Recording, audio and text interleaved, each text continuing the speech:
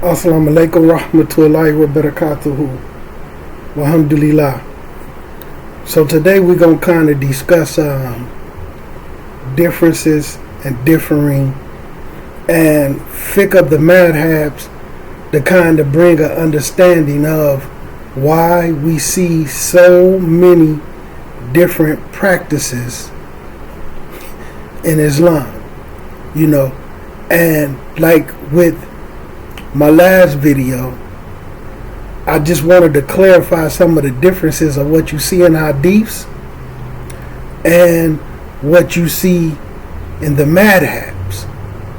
Now, although due to the way some of us live, it seems like it's not relevant, such as the things where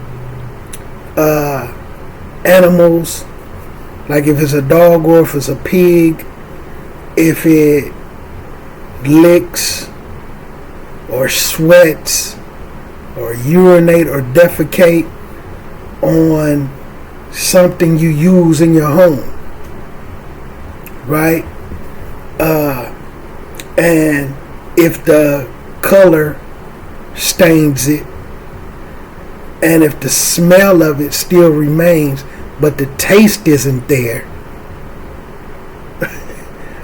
you can still use it.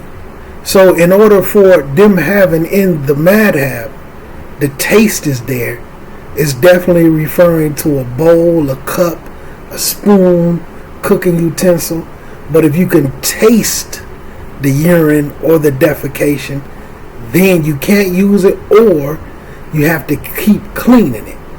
This do sound strange to us, but in today's world, and like some people who we know, and unfortunately some Muslims, you have Muslims right now who have tigers. They live with lions and albino tigers in their homes, panthers, like a lot of people in the Arabian Peninsula. And these animals may urine or defecate, on a kitchen floor or, somewhere in their home until they're trained. But you will see them, and I've seen it. I've seen where a man had a lion and he would sit down and have a whole big spread with camel meat and rice and all that, and he's sitting there sharing the tray with the lion. And in some instances, he would, he may be eating some, and then he'd take some with his 3 fingers of sunnah and put it in the lion's mouth, with the lion's licking his finger. Then he would come right back to his food, get him a little rice and meat together, and put it in his mouth. So, and in America, you see where people have dogs and cats, and they have a dog sitting right at the table, okay, with a plate, and then a plate right next to them, or they're sharing a plate where they'll take a fork and a knife, like it's the dog's birthday, and they got a big fat steak. They'll cut a piece of meat with the fork, eat it, then cut a chunk for their dog, let the dog eat it, then cut another chunk for themselves and eat it, but they sharing the fork. The dog's saliva and stuff is dripping on these plates. So in those instances, when you Muslims, yes, you are required to clean these utensils. Of course, in their days, they didn't have dishwashing liquids and bleach and different things. So yeah, they would use the dirt to absorb any saliva that's on it, that the water may miss, to dry it completely out with some dust, a little dirt 7 times, to get all saliva, all whatever they got in it, and then they would wash it, okay, your required amount of times. So because some of us don't live this way, some of it may sound strange. But some people do still live that way. Like I had a co-worker. He had a lunchbox. and he would keep it when he came in for work. He would put his lunchbox and I guess his boots and other things by the door. But the lunchbox was made of cloth, and then in the inside it had like this plastic thermal material. So basically the lunchbox is soft where you can smash it up like this, right? But it keep food hot and it keep food cold. Well, anyway, for whatever reason, he had a pit bull that would urinate on his lunchbox. And when it dried, I mean, he was just a grimy guy. He didn't care. He would bring the lunch. He would still put lunch in it. And, you know, it was, you know, when he came to work, people kept asking him why his lunchbox smelled like urine. And then he would tell them, they'd be like, man, well, why you don't wash it? Why you don't get away? And he'd say, well, it doesn't affect the inside. But you got to touch it. You got to zip it open. Your hands is touching this dried up urine. So in certain cases, people need to know what's Islamically correct. You know what I'm saying? But like now we have washing machines, we have bleach. So you know, so some fiqh can be updated to where you need to put this in the washer a certain amount of times. Let it go through a cycle a certain amount of time. Add some bleach. You understand? We got dishwashers. We got antibacterial dishwashing liquids. So some things can be changed, but it was extremely relevant because in this day and time, people who have animals in their home, birds, you know, gerbils, little lizards that they let run around the house. Some people, I personally know Muslims that had snakes in their house. Big snakes, not like little bitty snakes, like big snakes that you put all over your shoulder and it come all like huge snakes. These snakes use the restroom. Snakes have baby causing fluids, and these things can get stuff on your couch, stuff on your clothes, you know. So you know, you just have to be mindful and understand the fiqh. So it's strange because certain madhabs say it's permissible for some of this stuff to be on your clothes when you pray. So that I just wanted to point that out because, you know, we was going through it in class, and I thought it was funny because hadiths definitely show the opposite of that. You know what I'm saying? And then so me and one of the people was having a conversation. So anyway, I just wanted to do a video and show the difference between hadith and madhabs. So now I'm going to show, because I kind of want to do a series called Hadith versus the madhab, and then go through things like starting with like wudu and ghusl. Some of what the madhabs say, and then some of what the hadith say, and then further, you know, take it into salat. Some of what the madhabs say, some of what the hadith say, to show people what's the difference and what's actually close to it. Because contrary to popular belief, like I say, I knew this before I entered the arena. Some people who study a madhab and a madhab only, they don't touch any books of hadith, and they don't touch any Quran or tafsirs. They touch strictly what's in the madhab.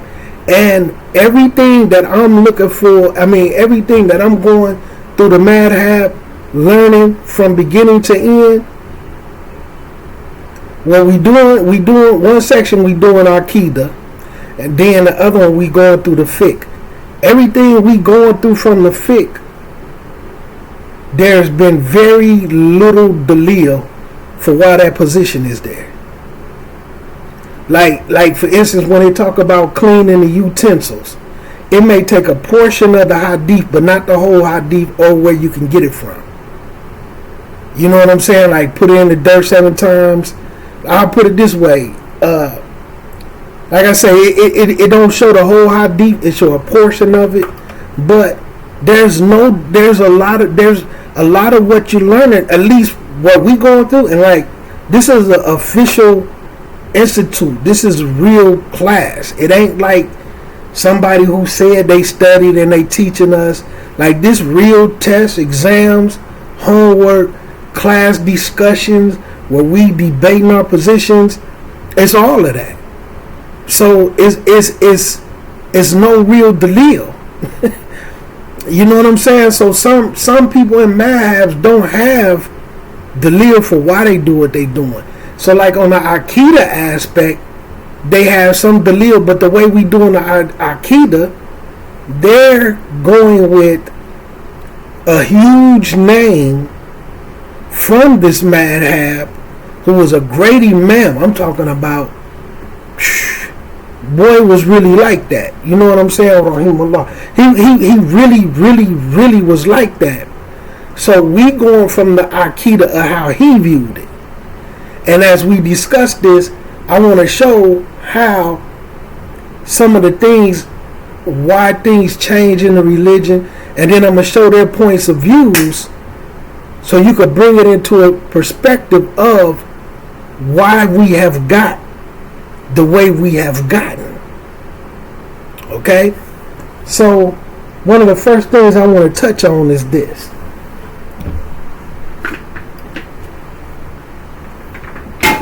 Before we get to that point, before we get to the point. So right here, I'm going to write sources for pure Islam. Sources for pure Islam, right? Of course, the Quran. Of course, the Sunnah, which we got to put hadith. I know some people hate that word hadith, but hadith is where the Sunnah is recorded. So Sunnah, hadith, everything, you could just put prophet. The prophet. Quran, you put Allah. So Quran, Allah, sources for Islam, Allah and the Quran, the Prophet and his Sunnah, sallallahu alayhi wa sallam, and then up under the Prophet with a slant, his companions, who he taught perfectly. Okay? So his companions who he taught perfectly. These is your sources for pure Islam. So if you want your Islam to be as close to the purest version of Islam, you have to go to and rely on these sources. Now, of course, the companions taught, we're going to just say imams, which is great imams. So, and then it passes down. So sometimes we under the impression that they giving us Quran and Sunnah. But sometimes these imams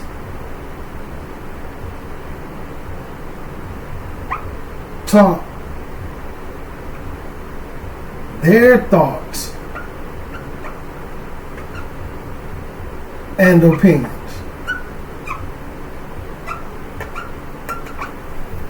They taught their thoughts and opinions.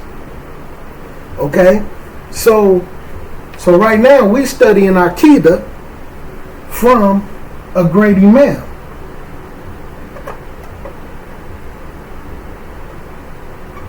But he's an imam who is great in the fiqh that I'm studying. Okay, so Aqidah from him. But I've studied Aqidah from these three sources. So sometimes, although it's Aqidah, when you understand what Aqidah is as in a belief system,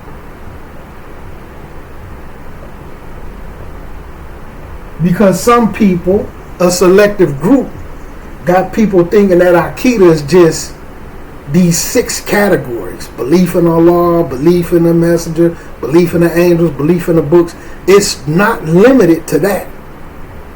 But some people think that just knowing those categories is all Aqidah is. So sometimes in some of the things is how they believed some of those things, and unfortunately sometimes it contradicts some of this. So like in my head, because I started here, in my head I'm saying, why we not learning the Aqidah of how Abu Bakr seen it? If we not going to learn it the way the Rasul seen it, why not the next best in Abu Bakr? Why not the next best in Umar?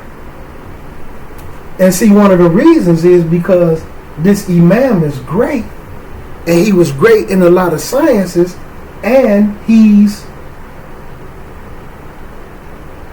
from the madhab.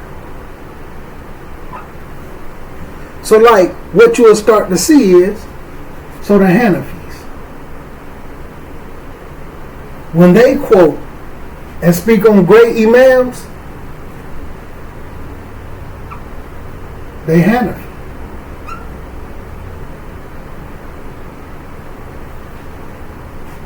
Maliki, when they quote great Imams and who they study from, they be Maliki. Now I ain't saying some of the newer students or some who learned the madhab, for instance, let's say for instance like a new sheikh, like a Sheikh Fawzan, some people who are alive in our time, and they Hanbali in fiqh, which you'll see a lot of them do be Hanbali in fiqh. Now, but they graduates from that.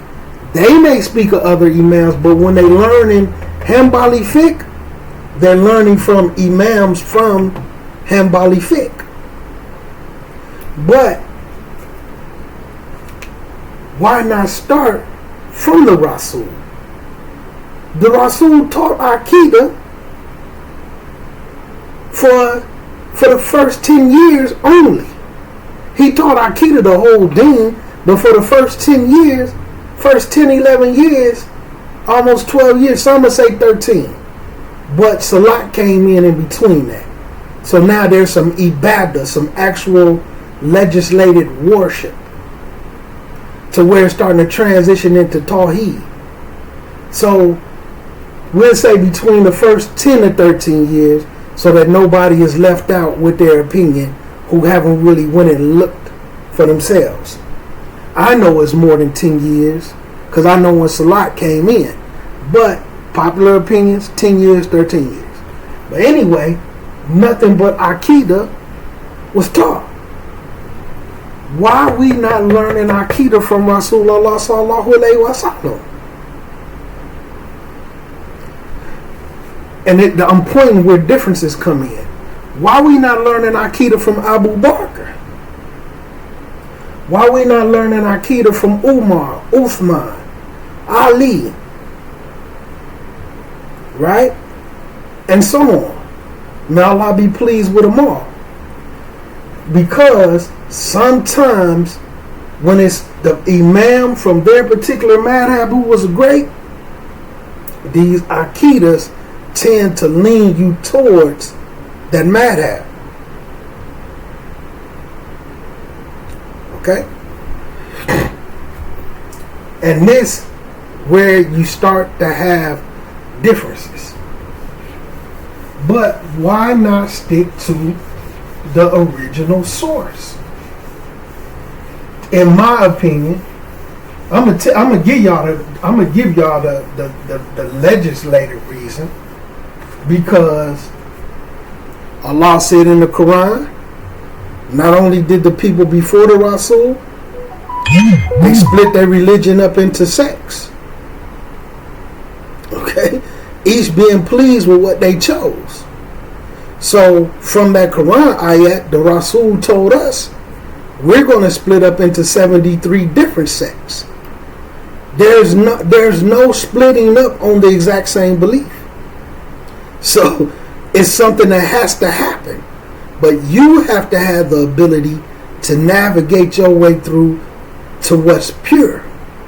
Now, sticking to the pure, unfortunately, this call has been distorted, but technically,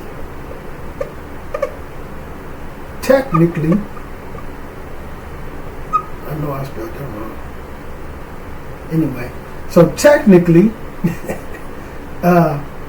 to be Salafi, technically, not what you see today, technically, to be Salafi means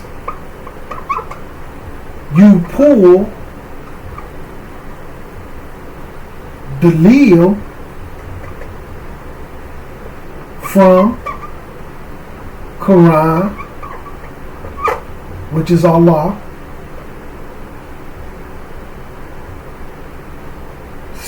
Prophet, which is Sunnah, and Hadith, and the companions. So technically, you starting with those three sources. When it comes to Dalil in your worship, your actions, your manners, your character, and your speech. But due to certain things and breakdowns, that's not what you're seeing. But technically, that's what it means. Okay? For those who hate the word and hate the terminology that comes from it due to the actions of some people who have distorted that call. So, like I said, so when you start to see people, instead of going to Quran, Sunnah, Ijma, they go to great imams that they feel was on their call. Hanafi, Maliki, Hanbali, Shafi'i, Ashari, Maturididi, Salafi. So like with the Salafis, you're going to hear a lot of Abdul Wahhab, you're going to hear a lot of Ibn Taymiyyah, Ibn Qayyim, no knock to that. And then like with the other ones, whatever they choose, you're going to hear from those imams from that time. But let's say this right here. So who was the first Muslims that made the honor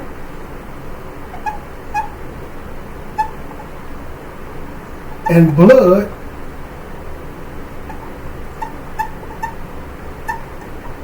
of Muslims permissible? So we're going to say Muslims in the fold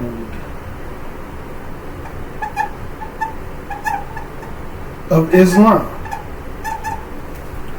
Right now, today, Muslims that's in the fold of Islam, their honor is permissible to a group of Salafis. For Muslims that's in the fold of Islam. Who was the first to do this? Was it the Rasul? Did Allah say do it? Did the Rasul say do it? And did his companions teach it? So they say this whole former thing came from the Khawarij, the Rafida. So how did this end up in the Salafi call with a particular group? Some of them will try to attribute this mannerism to Imam Barbahari, Imam Abdul Wahab.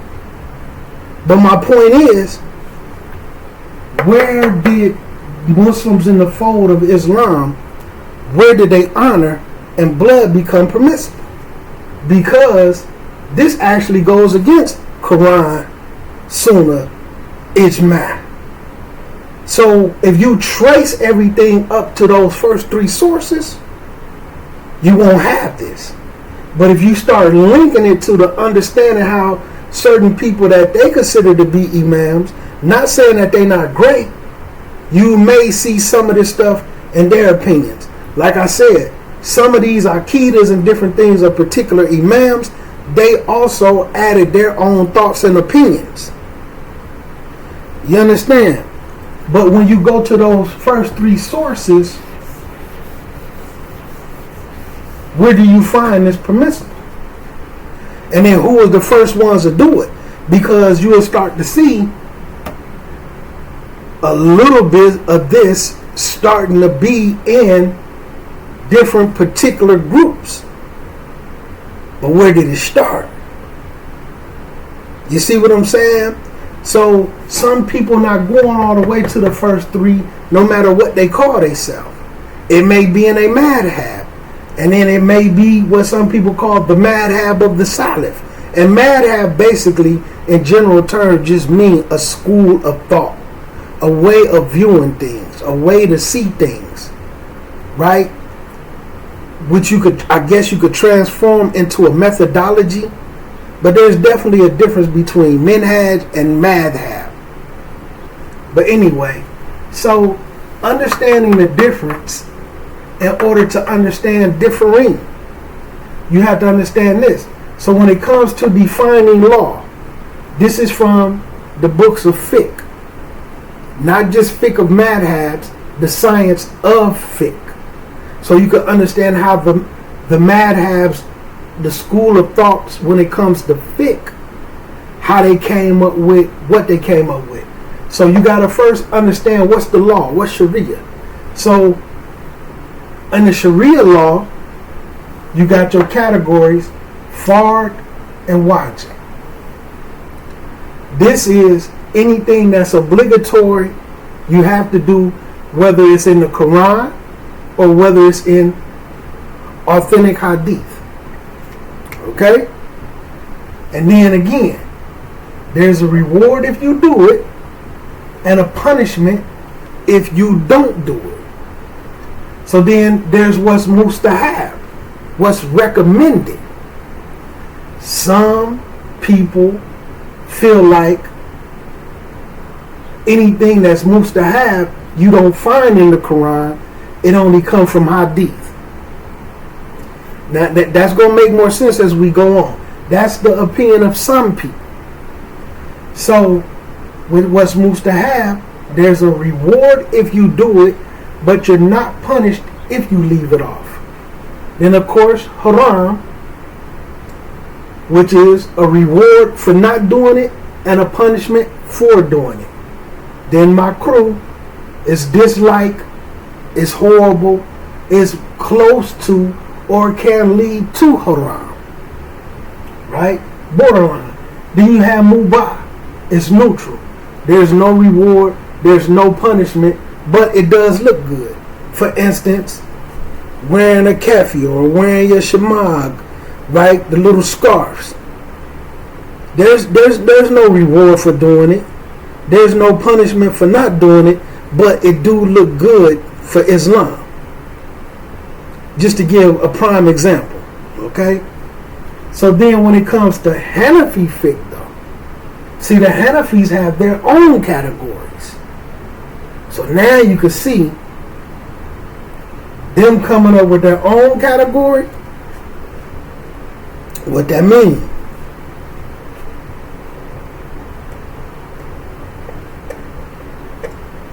Differences.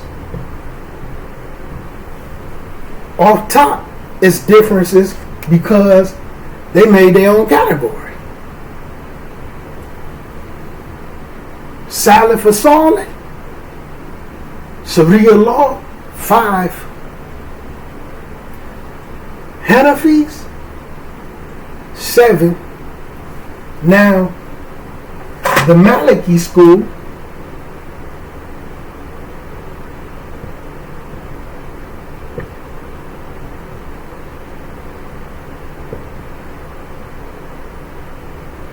before Hanafi. So, through Maliki school, this didn't change. The Hanafi school came, they changed up the categories. So now you can see where these differences is about to start coming in. So for them, they have 7 categories. Fard, Wajib, Mandub, Makruh, Tanzihan, and Makruh Tahriman. And then they have Haram, and then they have Mubah. So instead of 5 categories, they have 7. Fard and Wajib is what's obligatory, whether it's in Quran or Hadiths. So for them, Fard means anything that comes from the Quran. Now they can separate the Sunnah. Wajib means it came from Hadith. So like, for instance, a beard. A beard is something we know it's obligatory to have some hair on your face. They disagree. In order for it to be mandatory, you have to find it in the Quran. Okay? That's why you will see some of them, they'll shave all the hair off of their face and have a big mustache. This is still hair on my face. To have the beard isn't obligatory, it's mandub. Mandub and mustahab mean the same thing. It's recommended. It's only a sunnah. So it's just recommended. You could do it if you want to, or not do it if you want to. So now wajib is certain things that they do from hadith that they do consider you have to do it, but it's not obligatory like it is in the Quran. Like basically, like a sunnah muakkida. We highly recommend it, but if you choose to not do it, there's no punishment for it. And that's why, like some people, just to throw them off, when they be trying to bully people, when you putting the beard in the category of fard and wajib, which we know there's a reward for doing it, what's the punishment for leaving off the beard? Some people can't tell you what the punishment is. So for them, there's no punishment for leaving it off. But it is like sunnah muakkida. It's highly recommended. You almost should do it. So this is why they have a different category for it. So because it comes from hadith, not the Quran. So fard for them comes from the Quran. Wajib comes from hadith. Mandub, so mustahab, recommended, but then mandub is recommended, but it's anything that's considered to be a sunnah. So anything from hadith that they don't deem to be wajib. Now let me give y'all another example, because I might not be all the way clear. When they agree that it's wajib, as in obligatory wajib, then it's a Quran ayat that match up with the hadith. For instance, the order of wudu in the Quran. Face, okay? So face, then they'll do, some of them, they'll do wrist to here, not hands to here. So face, wrist to here, wipe head, and then feet. They're going to consider that the fard. Then the hadith that confirm that. So anything in the hadith would say, do the mouth and your nose, or wash your hands first. But see, this is where they get tricky. Because since the Quran doesn't have wash your hand first in the order of wudu, we know that's a prerequisite. You can't just start wudu with dirty hands. But then since it says face, so what they'll do is they'll make the wash the hands part, although it ain't in the Quran. But then they'll say rinsing the mouth and nose is just recommended, because the Quran doesn't mention mouth and nose. So that's why they have differences on mouth, nose, and wiping ears. With the madhabs, yeah, they differ over mouth, nose, and ears. Okay? They differ over when you doing from here to here. They say it's from here to here. But being that because they consider washing your hands first, far. So since they wash their hands first, which is a prerequisite, you don't have to do the hands when you start to do the arm. You can start from the wrist to here because you already washed your hands. But the original washing of the hands, when you go to the Quran, it's not in there, so it's a prerequisite. So after you mouth, nose, face, you start with from the fingertips.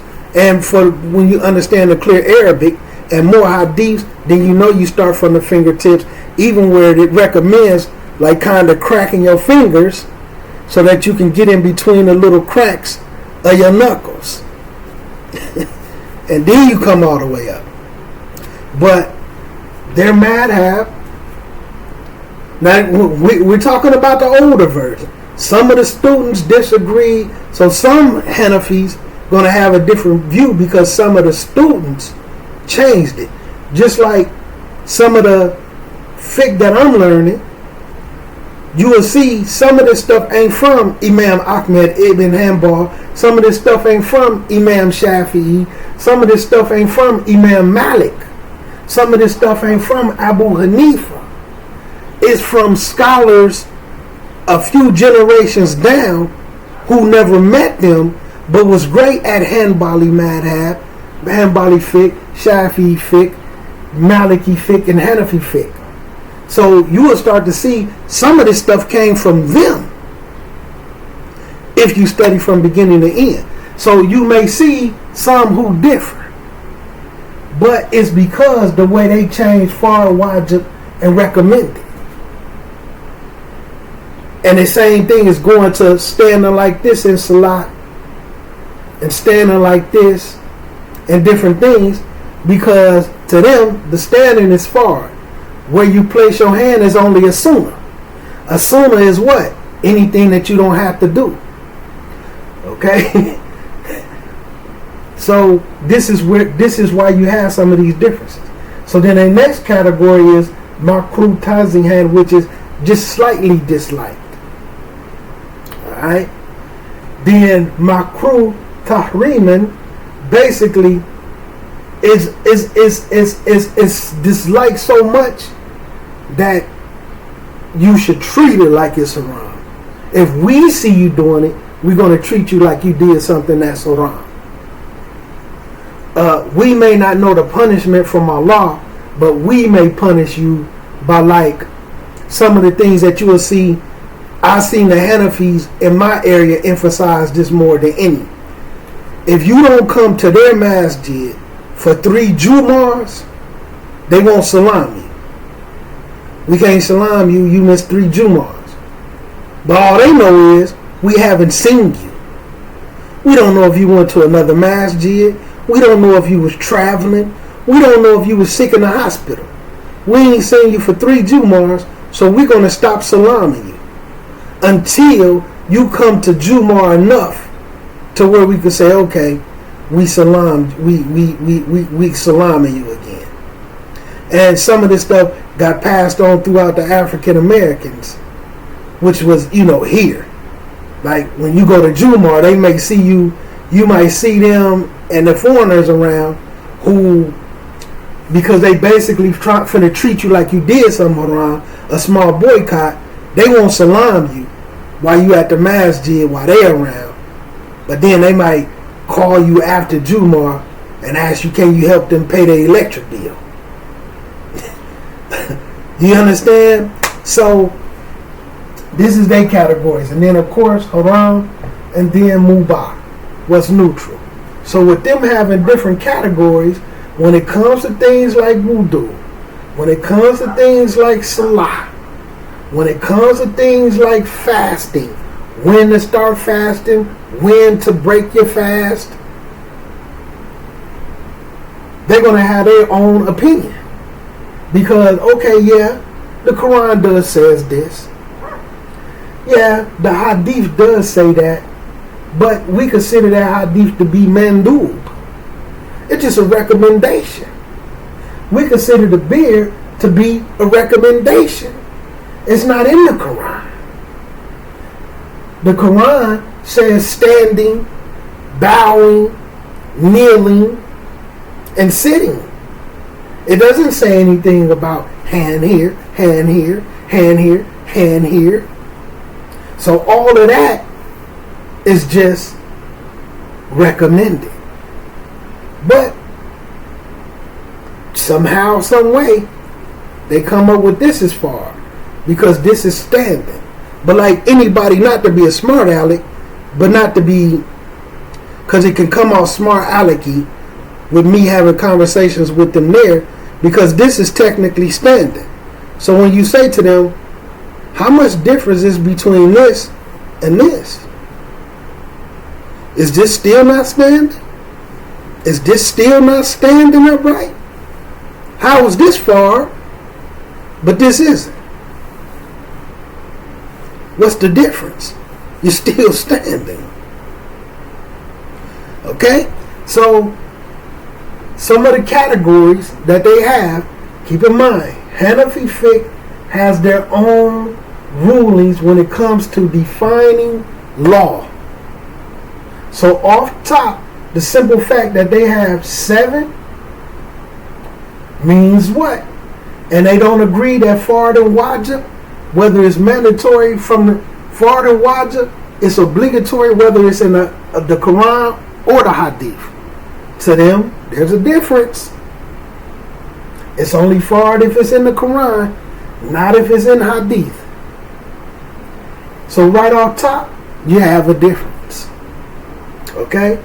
So then you have to come to what exactly the sunnah is.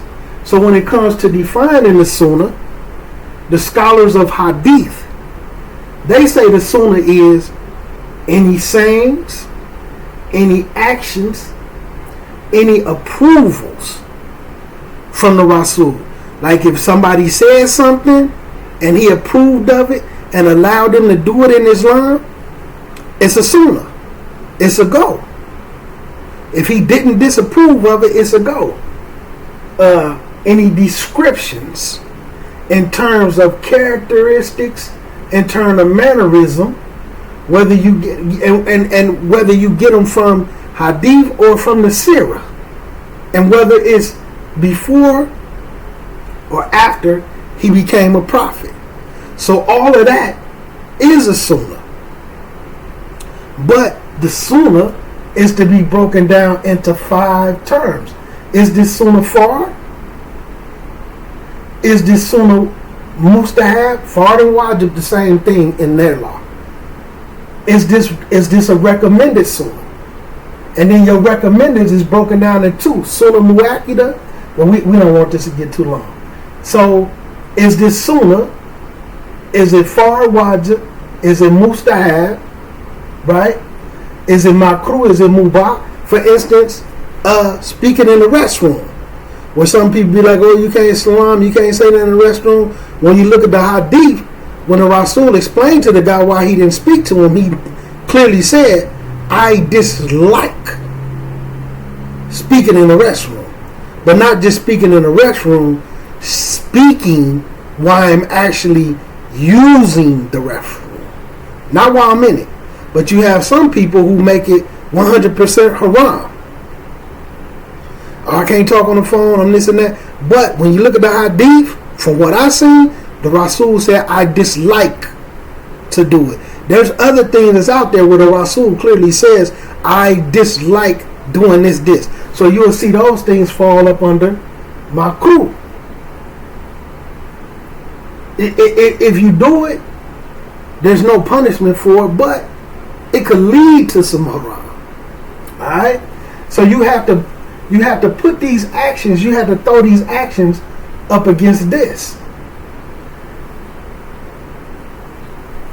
Scholars of Usul, anything from the Rasul that's not in the Quran, or to explain what's not in the Quran, such as the beard, such as praying in shoes or not praying in shoes. So you can see where, from the scholars of Usul, some of the scholars of Fiqh separate Fard and Wajib. One is from the Quran, the other is from Hadith. So, because anything from the scholars of Usul, if it's in the Quran, like for instance, if it's wudu, and then you see a hadith on wudu, that's not sunnah. Because it's explaining something from the Quran. In order for it to be sunnah, it has to be something that's not in the Quran or explaining what's not in the Quran. See how they see the sunnah different? The scholars of fiqh, they see the sunnah as anything that's not fard or obligatory, meaning it's neither compulsory nor obligatory, it's not haram, and it's not makruh. For instance, something like sunnah prayers. Basically, hadith, they can't tie to the Quran. So basically, sunnah to them means anything you don't have to do, like a sunnah prayer, nawafil. You don't have to do them at all. There are some things from the sunnah that you don't have to do. So with the scholars of fiqh, when you understand how they see it, then you can see with the scholars of usul and the scholars of fiqh, some people tie both of these sciences together. You can see why they made their own category, because their categories tie both of these in together. They tie both of these in together. So ijma the salaf, what they seen the sunnah as, anything that agrees with the Quran, whether it's in it, whether it's in hadith, anything the Prophet and his companions did in worship and in belief, which is aqidah, right? Anything in ibadah and in iman, and anything that opposes this is a bid'ah. Now, why is the companions included into what the sunnah is? Because the Rasul said, follow the sunnah of my righteous guided caliphs and those who follow them. So this is how you can see where ijma come in. Now this is the salaf though. This is the salaf. But Imam Hanifa was from the salaf. Imam Malik, Imam Shafi, Imam Hanbali, they from the salaf. So sometimes when you look at the Hanafi fiqh, did Imam Hanifa come up with this new category? Or did one of his students? Or did some great imam from the Hanafi madhab somewhere down the line, did he come up with this? See, these are the things you have to look into. So when you understand this, you see why Maliki, Hanafi, Shafi, Hanbali, why they differ in certain things. And why some of the stuff they do is not tied to Quran, the Prophet, and the companions. Because the Hanafis have their own way of defining the law. Now, what I will say is this. When it comes to new things and new practices, The madhabs get a pass. Well, you can't call it bid'ah because these imams were so great. We're just going to say they different. But hold on, they did introduce something new. When you go to this, anything that opposes this. So let's say, for instance, if the Rasul say, for different reasons. One, there was people who Daki. Okay? Because I want to give, I'm not going to say this is a clear-cut bid'ah, but I want to give y'all an example. So you had, even to this day, you had like monks and different religious groups completely shaving hair off of their face was considered a form of cleanliness to them. So like right now, you'll still see some monks, certain religious groups that won't have any hair on their face. It's part of their religion. And some of that teachings is where the Nation of Islam took. You can't have any hair on your face. Okay? So this was around before Islam. So some of the reasons where the Rasul said, leave some hair on your face, because everybody can't grow a full beard. Abu Bakr couldn't grow a full beard. You know, he can grow some from his chin. So whatever you can have from your face that you can grow, let it grow. One, to be opposite of them. Two, the appearance of masculinity. We look like men. Some of you cats without hair on your face look like studs. You're pretty. You're peachy. Face be all look like they got blush on their cheeks. I'm just being honest. We want to look like men. It's masculinity. One, being the opposite of them, because their religion that they innovated into practices, this religion didn't come from Allah Azza wa Jal. This is something they're worshiping Buddha. This is something that a man-made religion.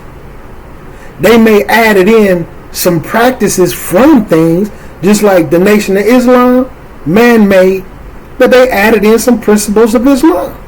They also added in some principles of Buddha.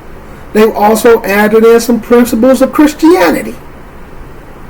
Moorish Americans, man-made religion, which is full of masonry. For those who know, they know. Even when you're reading the Circle 7 Quran. And then for those who don't know, they don't know. You understand? So, full of masonry. But when you understand certain forms of masonry, when you reach a level of being a Shriner, there's a lot of Islam mixed in it. That's why they wear the fez with Medina or Mecca or Islam, and then they take on some form of what they call a holy name. Some of them even stop eating pork and making salat. Yeah. But my point is, man-made stuff with principles in it. So these individuals on something man-made that didn't come from Allah, but from that is not having any hair on your face, because it's about cleanliness. We're going to grow hair on our face, one, to be opposite of them, to be distinguished from them clear-cut kafirs. Two, masculinity. We men. None of you cats going to be walking around here intentionally looking pretty. You know what I'm saying? It's a difference on a manly aspect to be handsome. But some of you dudes is pretty. There's a difference.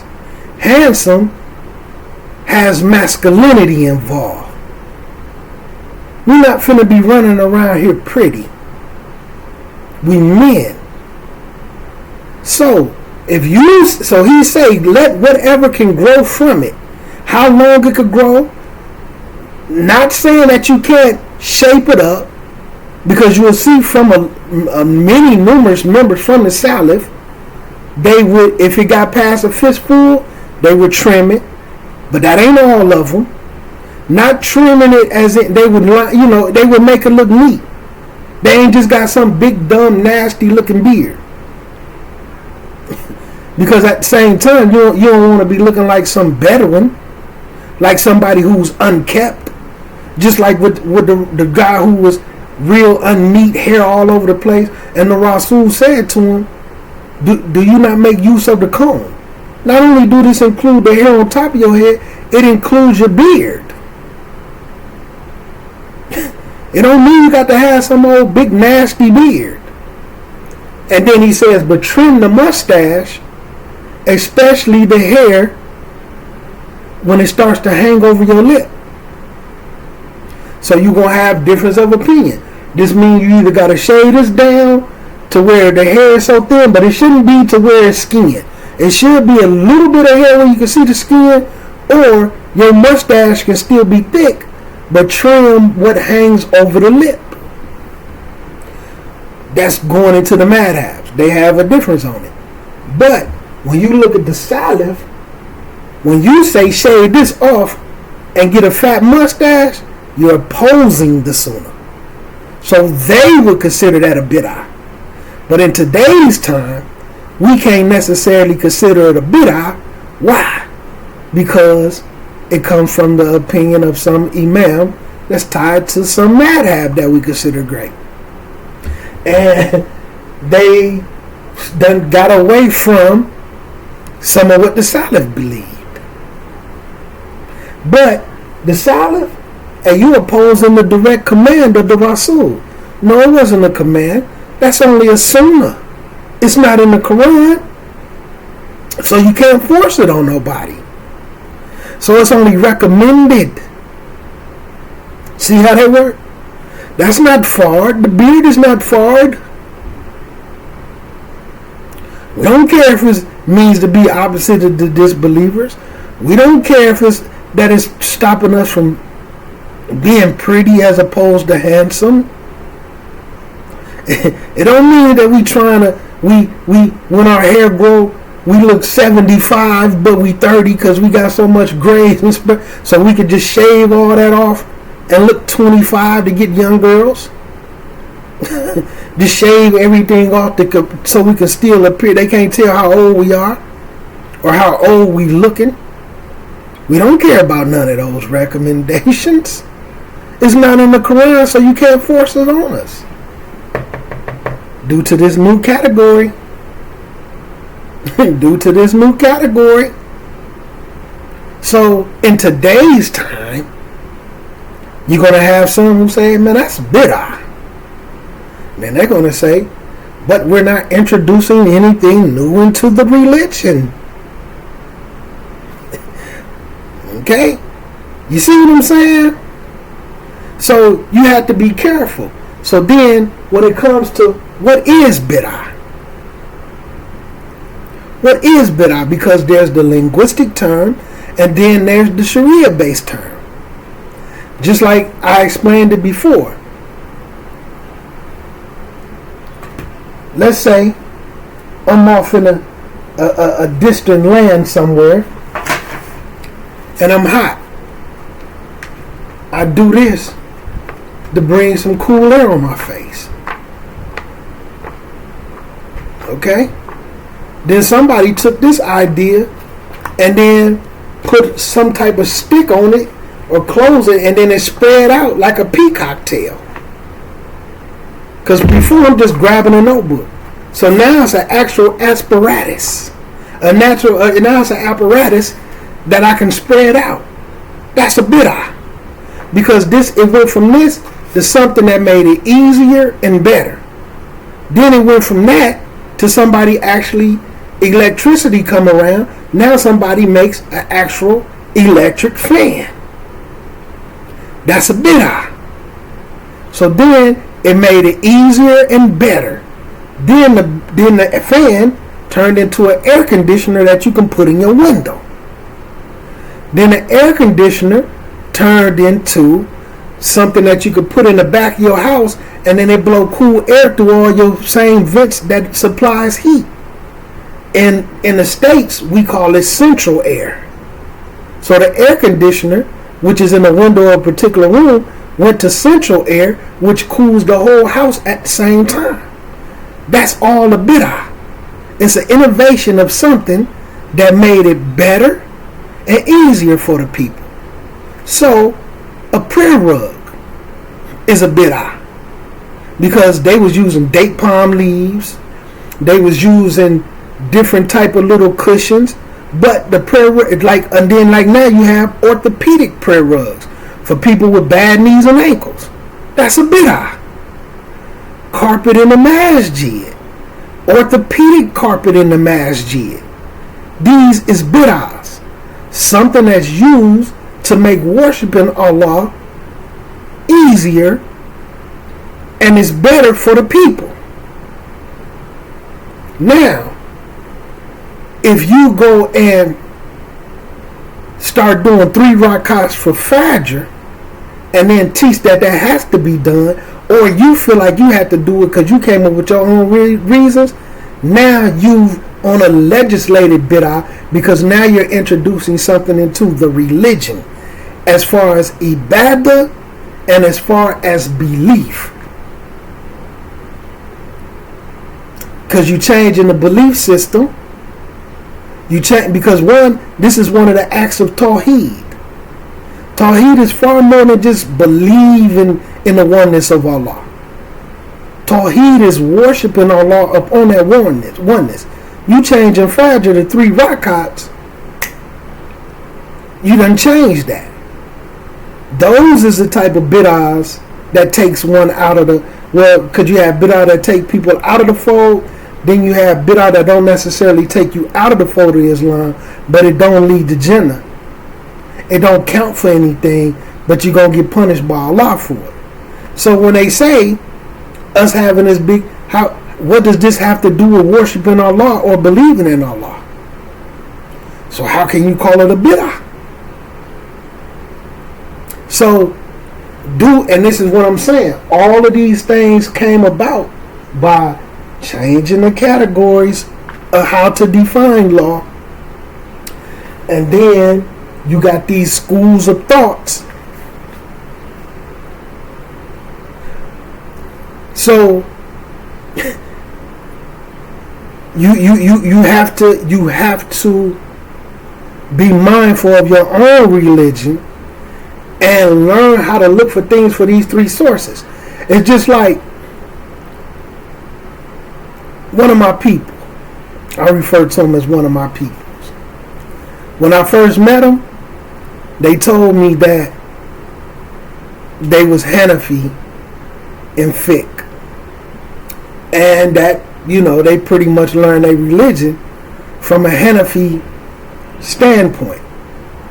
Now, me personally, because I know the issues with that, and then you got the Deobandis, then you got the Tabligis, these are different forms of Hanafis. Okay. So I know off top they got some issues, but they don't know they got issues. So throughout our friendship, as we go, I just slowly but surely introduce something else in.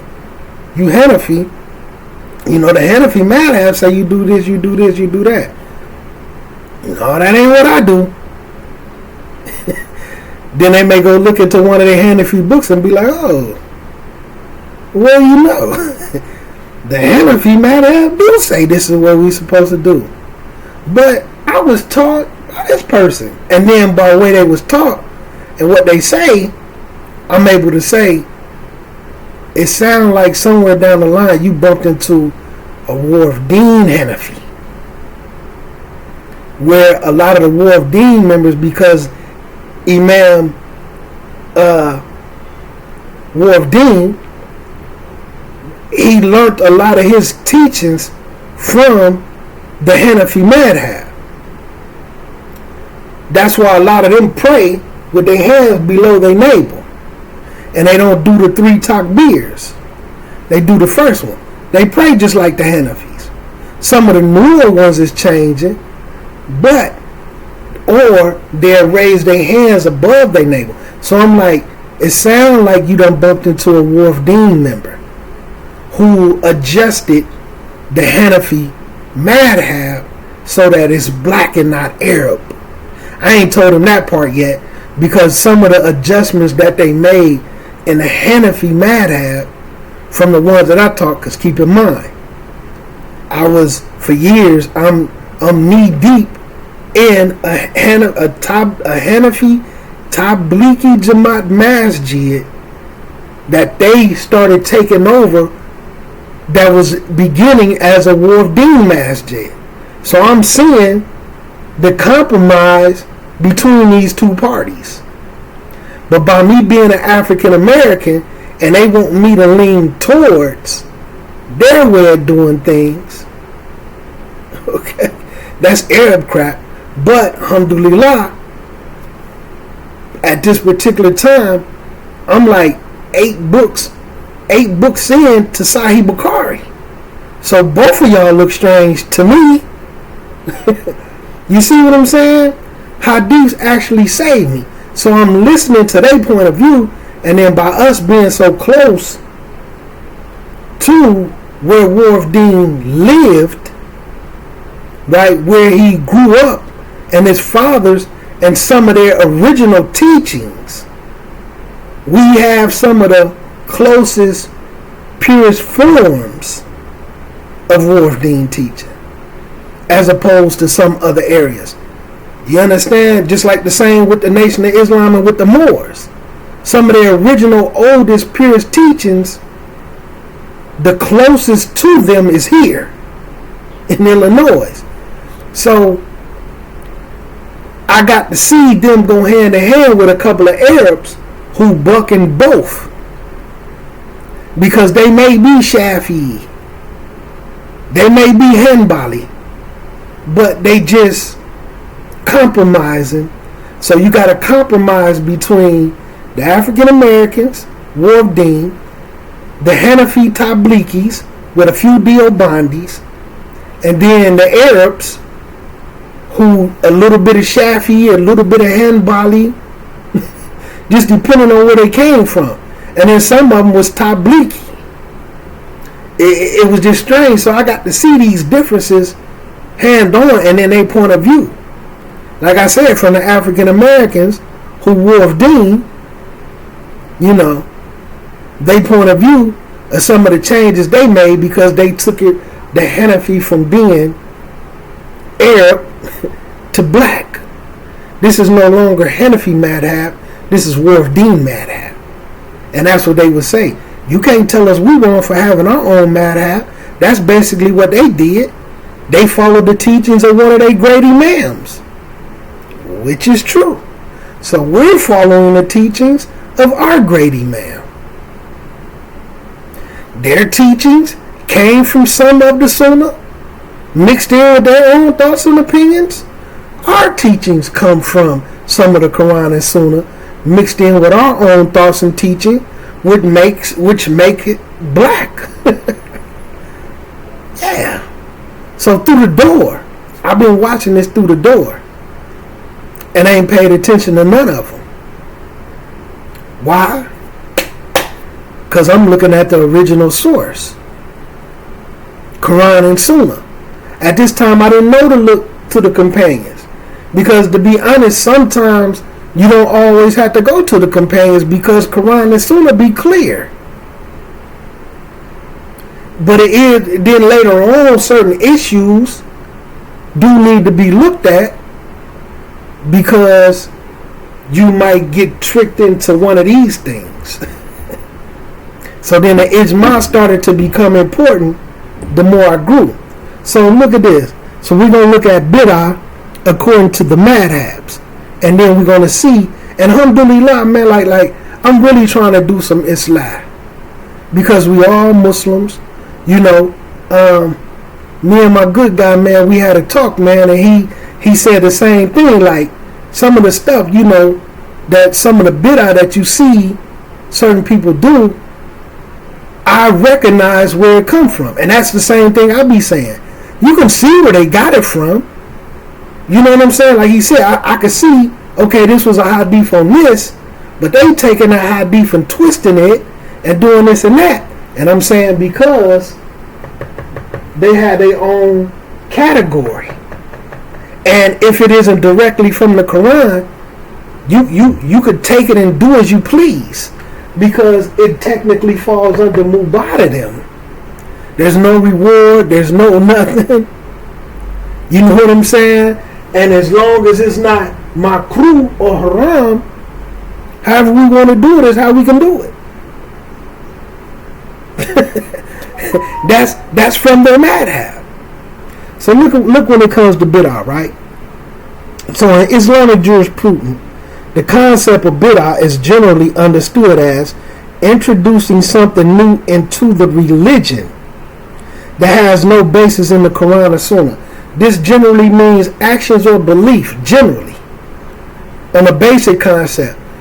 Fasting, salah, your 5 pillars, zakat, because these are fard things to them. So Quran and Sunnah. Not certain things that's not from the 5 pillars, like a beard. But they don't see it all the same. Okay? So look. Different interpretations exist among the 4 Sunni madhabs, Hanafi, Maliki, Shafi, and Hanbali, regarding the classifications and permissibility of certain innovations. So look at this. So bid'ah, linguistically and Sharia Islamic sense, refers to something new that is introduced into the religion, either in belief or practice. So then your classifications of bid'ah, bid'ah hasanah, which is a good bid'ah, and then bid'ah sayyah, which is bad bid'ah. So they classify them good or bad. It's the madhabs. So the Hanafi madhab emphasizes that the importance of following the established precedent of the Prophet and his companions. That's originally, not today, right? Because they have an emphasis. So you will hear them say Quran and Sunnah, Quran and companions. So emphasis on the Prophet and his companions. This is why somebody disagreed with me when I said everybody, even the Shiites, have a call in Quran, Sunnah, companions. All Muslims believe Quran, Sunnah, companions. Now, what they necessarily call into and what they act on, that's a different story. Even with people who call themselves Salafi. Because some of the stuff that they do and make came from somewhere else. So, even with the Hanafis, the concept of the Salaf is there. Quran, the Prophet, and the companions. Established precedents of the Prophet and his companions. That's Salafi. But also recognizes the need for adaptation to changing circumstances. Yes, due to certain circumstances, you can change things, but this isn't a bid'ah. For instance, what they try to have for like Zakat al-Fitr. The same thing for Saudi Arabia, the desert part of Saudi Arabia, isn't going to apply for people in the North Pole, where they live in nothing but snow. Not Alaska, but like the North Pole, where they basically living in snow 80% of the year, where they living off whale blubber, polar bear meat. Some of the rulings isn't going to apply to him when it comes to food. Okay? So, recognizing the adaptation to changes in circumstances, but the only problem is when they change things that you can't change. Okay? So then, Maliki Madhab places a strong emphasis on the Sunnah and the practices of the people of Medina, still referring to the Salaf, but also acknowledge the possibility of beneficial innovation, changing things that's permissible. But the problem comes in within their madhab when they are doing things that actually do oppose Quran, Sunnah, Ijma.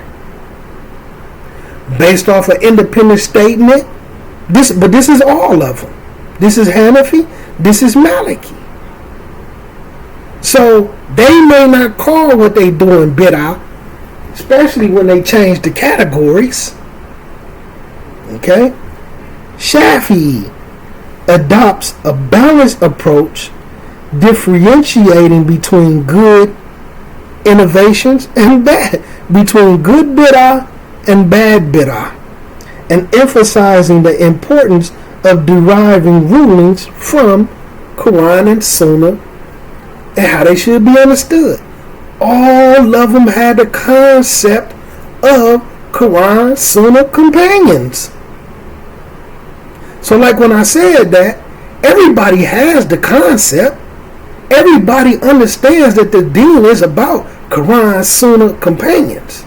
So for individuals who trying to market like they have some special version of Islam that nobody else have, especially when y'all all doing the exact same things. The only difference is they're teaching from books from their madhab, and then you're teaching from books that you consider to be from Salafis. You teaching from Abdul Wahab, they're teaching from Fulan and Fulan. Everybody chooses who they feel like was great on their call. The Hanafis teach from Hanafi Imams. The Malikis teach from Maliki Imams. Hanbali teach from Hanbali. Shafi'i teach from Shafi'i. Ashari teach from Ashari. Shiites teach from Shiites. Y'all teach from people who y'all feel like use the term Salafi. So the only difference in ibadah, and then when it comes to prayer, y'all just choosing the madhab. Because you haven't really went through and looked at all the hadiths on prayer, this and that. You either, and the majority of them that I see, they either pray in what they feel like is the Hanbali madhab or the Shafi'i. And then some of them, they pray Hanafi. They do. They pray with their hands. I know some Salafis that pray with their hands below their navel. And then some of them had a concept of, which they got from them people, when they go to a masjid, however the imam is praying, they're going to pray the same way. Even if the man praying with his hands to the side. Because they using the hadith to say, follow the imam. But they don't know the whole hadith because they haven't read it. So whatever the imam is doing, you have to do. La. But that's their understanding of the portion of the hadith that they were told. Hanbali, right? Known for a strict adherence to the Quran and Sunnah, and generally views innovation with caution, but recognize that some innovations may be permissible if they are rooted in the general principles of Sharia. Okay? Now, Quran, Sunnah, companions, no bid'ah, but it depends. Some things can be innovated in. So, some of the things that you may look at and say, hey, that's bid'ah what they doing. For them, these changes was made permissible by our imams. And then when you understand, is this something that deals with worship? Is this something that deals with belief? Or what they may deem cultural? Pants above ankles. Pants above ankles. Throw Izar, jeans with rips. Is nudity above the knee, below the knee? What's nudity? How do you get to what's pure though? How do you get to what's pure? And I seen an imam. I just caught a snippet of him this morning. He said, now of course this is for the students of knowledge, man. People need to go look at the older teachings and revise and do revision on the older teachings before they start learning these new teachings. You need to go get familiar with hadith, authentic hadith first. Start with Bukhari and Muslim. You need to go get familiar with the authentic hadith first before you start delving into these madhabs. That's my opinion. Because then when you see the differences they had and how they feel on when you could change things and can't change things, the hadith is going to protect you. And then you're going to be able to see what they originally said and then what great imams that came maybe 200 years after them, their point of view, and then their students started to adapt their point of view, but it's all cloaked under that particular madhab. But it may not be the madhab from the original teachings of the great imam. Okay? Alright?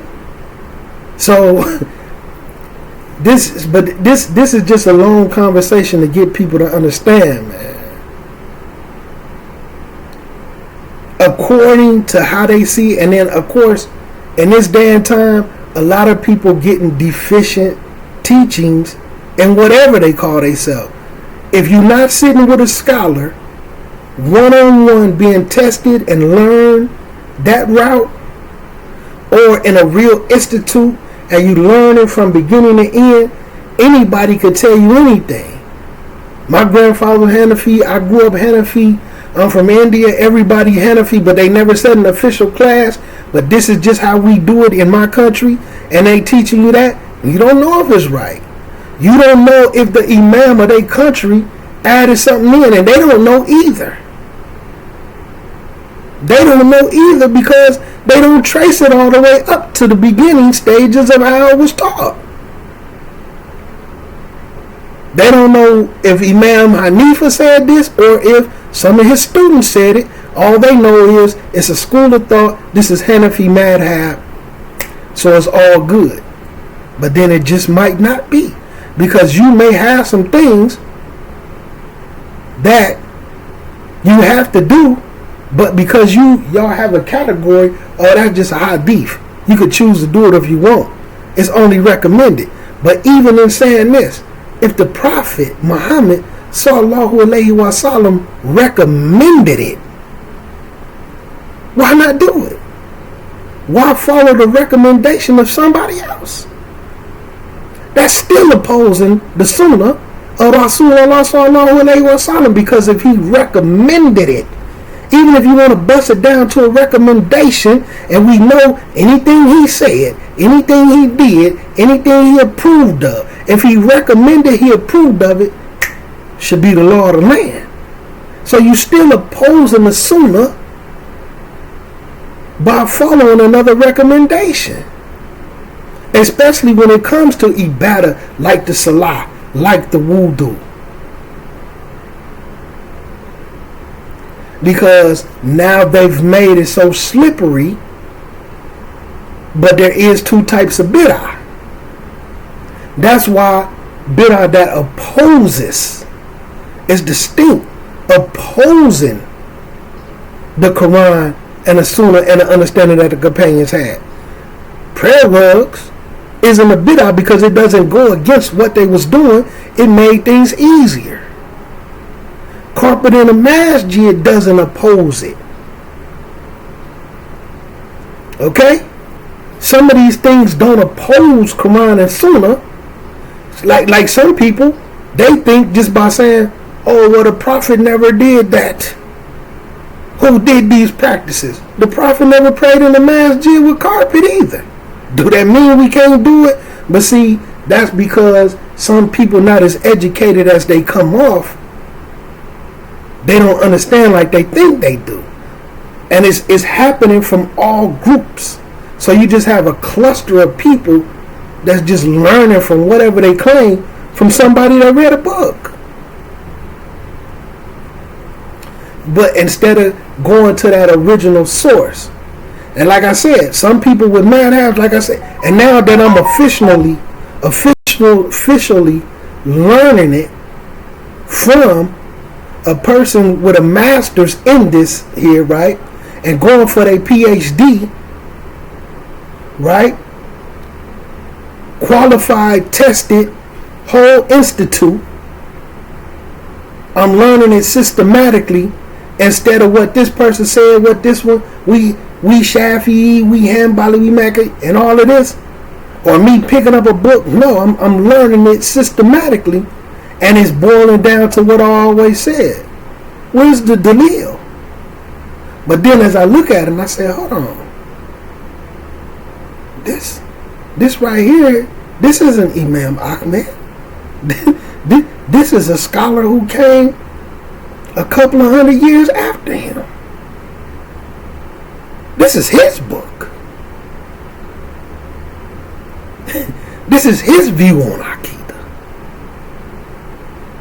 But this is his view on certain things. Just like I ain't gonna go into it because this done got too long. But if people not willing to go look at the hadiths and start with what's authentic first, then you're gonna know. Because some people from madhab say we don't need hadiths. We don't need tafsirs. We don't need the explanations because the great imams went through the entire Quran. They went through all the hadiths and they combed out all these issues and put them in a school for us perfectly, so we'll be 100% fine. Okay, alhamdulillah. But what if this book came from somebody 500 years after that imam with his own thought process? Has that thought ever even crossed your mind? Nope. Because you haven't systematically learned the madhab. You just go to a masjid that say they follow Hanafi fiqh. And then what they follow in fiqh might be the time for Asr, where they got their own time for Asr. And a few other prayers, I won't get into it. And they may do wudu a little bit different, you know. And they may do salat a little bit different. Okay. And they may do the cook bars a little bit different. Right? And some of the stuff is real bid'ah. Some of it do be opposing. But as far as the real fiqh from beginning to end, they don't even know it to say they follow the fiqh. I can't say for every masjid, but from the masjid that's in my city that's still Hanafi Tabliki to this day, which done basically rubbed the war of day, took their masjid and renewed all of their practices and outlived them. It's only one of them that's still alive today, and some of his kids. But his kids don't come around. Brother Porty. And unfortunately, he wasn't like one of the upper echelons of education with the War of Deen community. The ones who was on the upper echelons of education, they passed away. Imam Shabazz now. So, you know, and even, you know, no knock to him, even into the 2000s, like maybe 2014, that brother had been praying 3 times a day. And we remember, because it was Ramadan, he went ahead and prayed 5 times. And that man said, man, I can't even remember the last time I ever did that. I ain't prayed 5 times in a day. In so many years, I can't even remember. Because they was praying 3 times a day. Then when they mixed in with the Tabliki Jamaat, I guess during Ramadan, occasionally they would pray 5 times for more rewards. But they was on a 3 prayer schedule. And this was in like 2014, 15, something like that. And we were just sitting there like, wow. Okay? So you just have to be careful, man. And you have to care enough. You have to care enough. You want your deen to be as pure as it can possibly be. Anyway, man, assalamu alaikum warahmatullahi wabarakatuh.